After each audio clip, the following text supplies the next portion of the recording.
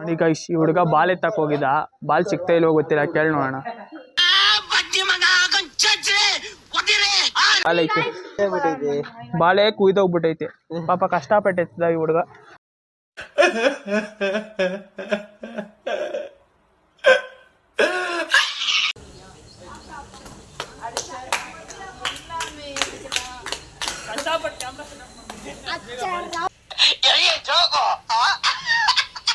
Guys ಕಷ್ಟಪಟ್ಟು camera setup ಮಾಡಿದ್ರೆ ಬಾಲೆ ಎಸ್ಬಿಟ್ಟ ಇವನೇ.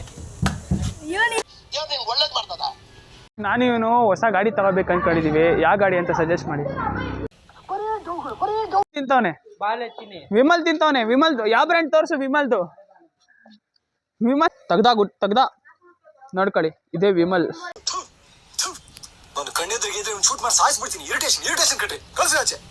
ಜನ ಎಂಟ್ರಿ ಆದ್ರು ನಾಚ್ಕೋತಾರೆ.